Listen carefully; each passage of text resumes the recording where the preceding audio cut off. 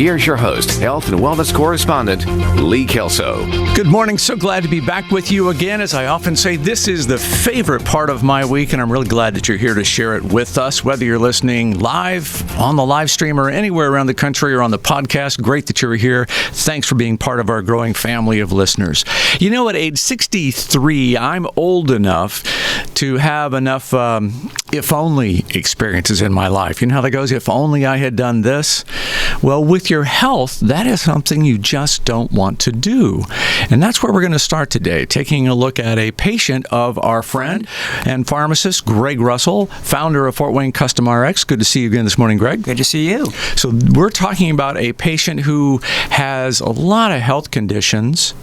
But we're going to roll the clock back and say, if only he had taken these steps some years ago, life could be different for this person. Yeah. So, last month we talked about a guy who was like 77 years old. He was retired, was a firefighter, worked hard his whole life, had some significant health issues going on. He had, heart disease. Mm-hmm. He had full-blown diabetes.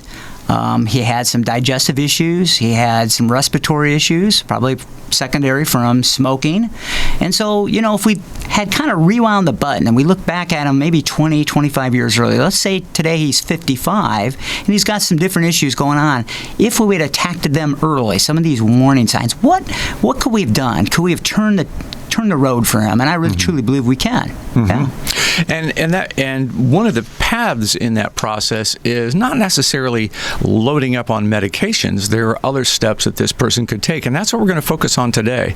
And some things that I hope maybe you'll be able to apply in your life if you have some of these same conditions.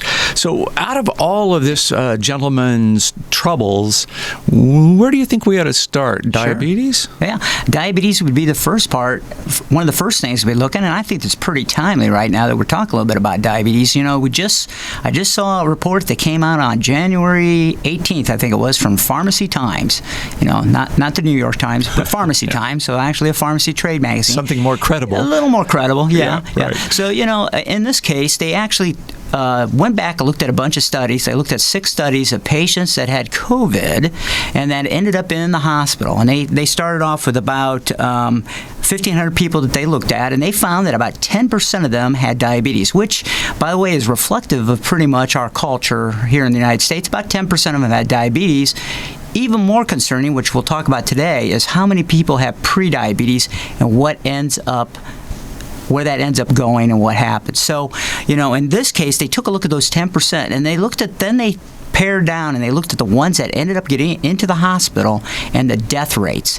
And what was shocking was they found that if you had diabetes, you had 4 times the death rate of those that did not have diabetes. Wow. So that's a big red flag. No kidding. Right? So, when we talk about this gentleman today, let's rewind and let's look at where he is. He's a 55-year-old male active fireman now. And by the way, this is a pretend patient. So if you're a 55-year-old white fireman, we're not talking about you. Yeah. He's 5'10" and weighs 215 pounds. So do you think he's a little bit overweight? Yeah, 5'10", 215. His BMI is up there. He might be pretty, stocky built or whatever, but he's carrying some extra weight. Well, what we know is if we measured his BMI, he'd be right at that obesity rate at 30.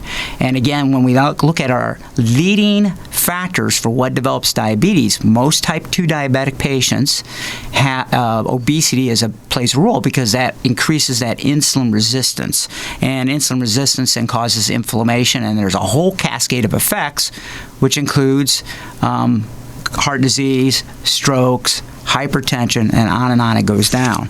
But in his case, this guy had stopped smoking a year before, so now he has a little less years of smoking than the other gentleman did. But he had been smoking 2 packs per day, but had stopped.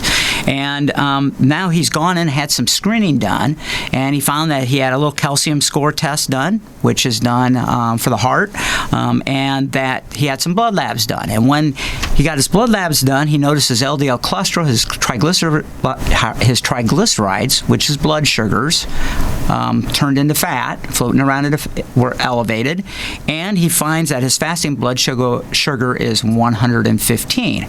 So he talks to his doctor. His doctor really wants to put him on a statin drug pretty much right away, wants to put him on metformin. The guy says, what can I do to stop those drugs? And the doctor says, and again, this is a hypothetical scenario, but I've seen this over the years, says, I'll give you 3 to 6 months. Let's see what we can do. So the first thing he's going to have to do is he's going to have to pay attention to his diet and get his weight down, right? Sure. And we all know now that Mediterranean diet, high in fiber, high in fruits, vegetables, high quality fish, and other things like that, very, very helpful for getting your cholesterol under control. Very helpful. But difficult to do. It's a difficult change for people to make. So what are some things that you might be able to help him with nutritionally to get him over the hump? Yeah, so, again, the first thing we're going to talk about is fiber. Studies show that we can get people to get 35 to 50 grams of fiber in their diet. It can make a huge difference. So one of the things that we know is that Americans probably on average get about 5 grams of fiber a day. That's a big difference from 35 grams, is it not? No kidding, yeah. Yeah. Where do you get fiber from? You get fiber from fruits and vegetables, and not from processed foods. So trying to get people to look at their food differently, trying to understand that food is medicine, as Hippocrates said.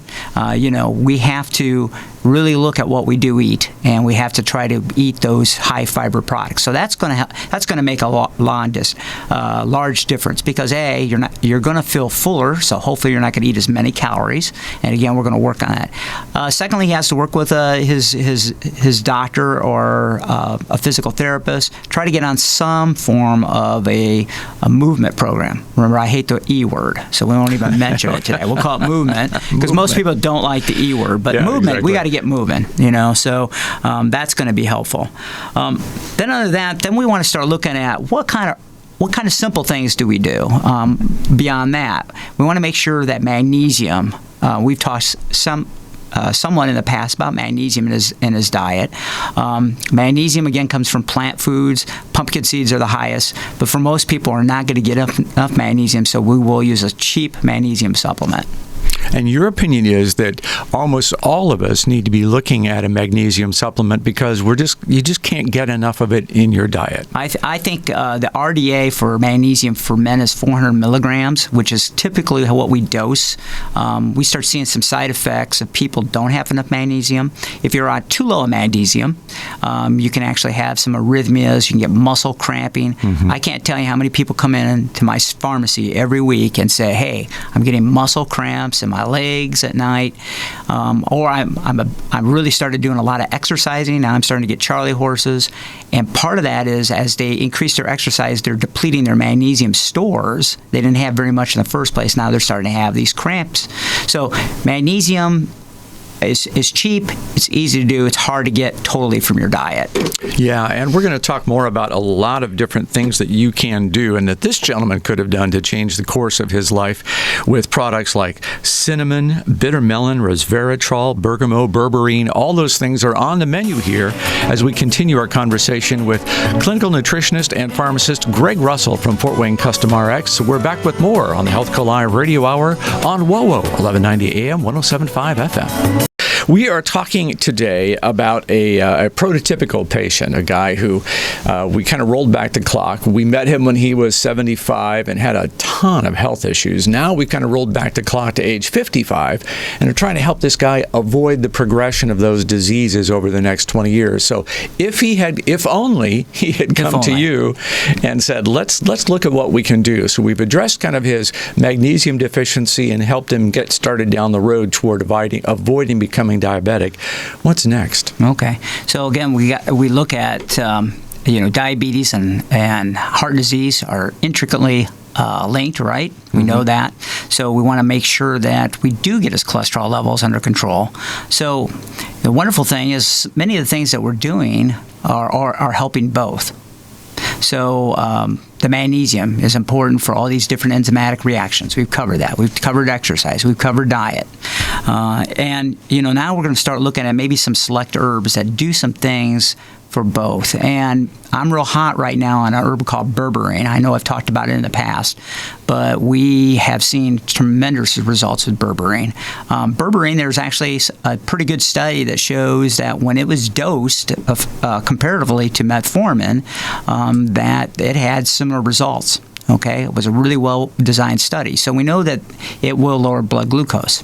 Secondly, berberine also has a role on lowering cholesterol, and they believe this is through this AMPK enzyme system, which is what we call our master metabolic regulator. And all you need to know on that is it's an enzyme, and that berberine, when you turn this switch on, it helps you burn calories. It helps you make energy. But when the switch is kind of sluggish and not working, then you're not very efficient at burning calories, so then you start storing calories. And berberine seems to kind of help modulate it or get it to work better. All right, so let me hit you with a couple questions about berberine. Sure. Is there anybody, if I'm already on a diabetic med, metformin or something else, is there any reason for me not to take berberine? Absolutely. You do not want to take berberine without your physician's approval because it can dramatically lower your blood sugar levels. Okay, so the drugs are kind of working in some aspects very similarly, and so this would be for any of the patients that have diabetes or type 1 diabetes. You do not want to take any of these products without speaking to your physician first or talking to a pharmacist at least, because we could drop your blood sugars. You're already trying to drop your blood sugars, and that could be a good thing if you're not controlled, but it could be a serious bad thing too. Can precipitate some issues. Hypoglycemia can cause you to pass out, or worse, can cause death. So where 40% of the population is pre-diabetic, That's we have right. metabolic syndrome, we're headed toward diabetes. Berberine can get ahead of that for you? That's the target of people we're talking to tonight or today, is we're trying to get people to understand. I keep going back to the study that Kaiser Permanente did way back out west. They're a giant healthcare system. They looked at about 25,000 people. No, I'm sorry, it was about 50,000 people, and they tried to figure out when are you going to hit diabetes? And so they found that for every 1% increase over 85, so from 85 to 86, you have a 6% increase of a chance of developing diabetes. So now if we look at this gentleman, he's at 115. He clearly has some pre-diabetes. But if you take a look at that, that's 30 points over. So if you take that 6, he's got 200 times the risk of having diabetes, full-blown diabetes, than he did at 85. So our goal really should be to try to get those people back, get those sugars well under 100, and try to get it when they're younger, so we have more time for them to have healing in the body, right? And berberine is something that it's natural, right? I mean, is it inexpensive? What am I spending? Yeah, it's pretty inexpensive, really. You're talking about less than $1 a day for most therapies. And again, quality is important. You want to get good quality products. A lot of people are selling it, so you want to make sure you're getting a good quality product. But the other thing I like about berberine is it helps a lot of the digestive disorders. So we also noticed this guy, if we rewound, we saw he was having GERD, 20 years later. So berberine helps take down some inflammation in the GI tract. It helps stop this candida, which is a growth which again kind of goes hand in hand with our patients' diabetes. They are eating lots of carbohydrates, so they're making this nice environment for candida to grow in the intestinal tract. Which is a yeast product, Which is a yeast product, right. And berberine is anti-yeast. It actually kills candida. So there's some added other things that happen. And, again, the things that I do get concerned about, of course, is you've got to watch your blood sugars. And for people with prediabetes, it's not as important than it would be obviously for type 2 patients. So a patient that already has diabetes or a type 1 patient that has diabetes, those patients are going to have to be monitored by their doctor. Bergamo is something else that you might want to add into the mix. What is it going to do for me? Okay, bergamo is very similar to berberine in that it does a couple of different things. It also works through AMPK primarily, but it's very interesting. That is a fruit that comes out of the Mediterranean. Okay, and we also find it in teas that that Earl Grey tea that we all like to drink has bergamot in it. So bergamot has been around forever, and it's a small, very bitter little orange-like fruit, right? Right. It's like an orange type, exactly. Yeah. And it's kind of got a bit, exactly right. It's got a bitter alkaloid in it. Yeah. Nangerine, I think, is the name of that. So we take the extract. You take the extract, and what I like about this one is primarily used for cholesterol. So again, we have the berberine and the bergamot in combination together make a lot of sense. And I don't have a product that has those two mixed, so they're two separate products. But I do like that mix. I do like to use those together because I think both of those disease processes are going to help each other out.